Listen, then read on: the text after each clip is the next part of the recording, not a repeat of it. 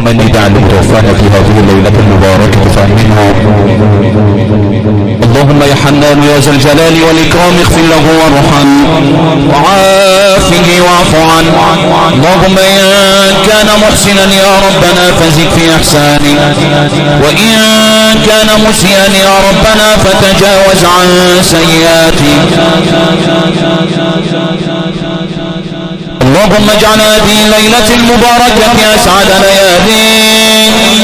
اللهم يمن له الكتاب ويسر له الحساب واغفر له يا تواب.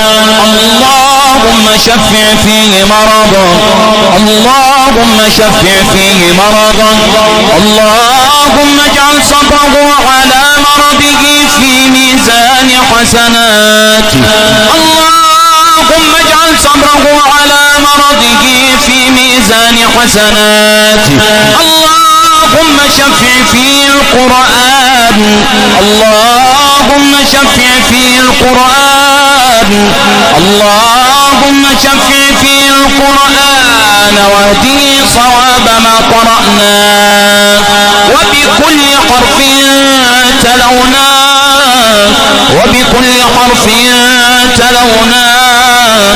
اللهم شفع في صلاته وزكاته وسجوده وركوعه، وشفع في صيامه، وشفع في خير الأنام محمد صلى الله عليه وسلم. اللهم اسقي من يد الحبيب شربة هنيئة لا يظمأ بعدها أبدا. اللهم اجعل من فوقه نورا ومن تحته نورا وعن أيمانه نورا وعن شمائله نورا. اللهم هون عليه ظلمة القبر وضماته، اللهم هون عليه ظلمة القبر وضماته. اللهم ثبته يا ربنا عند السؤال، اللهم ثبته يا ربنا عند السؤال. اللهم ارحمه يا ربنا فأنت به راحم، ولا تعذبه يا مولانا فأنت عليه قادر. اللهم ارحمه فأنت به راحم، ولا تعذبه يا ربنا فأنت عليه قادر. اللهم ادخله الجنة برحمتك لا بعدلك يا أرحم الراحمين.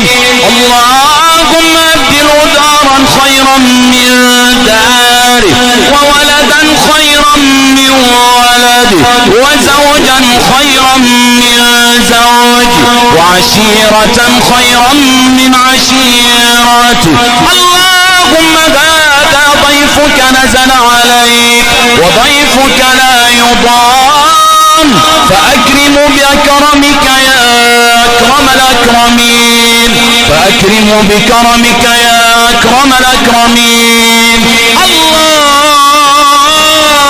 اللهم لا تحرمنا أجره، اللهم لا تحرمنا أجره، ولا تفتنا بعد، واغفر اللهم لنا وله ارحم الراحمين. سبحان ربك رب العزة عما يصفون، وسلام على المرسلين، والحمد لله رب العالمين. فاشفع له يا رسول الله عندك.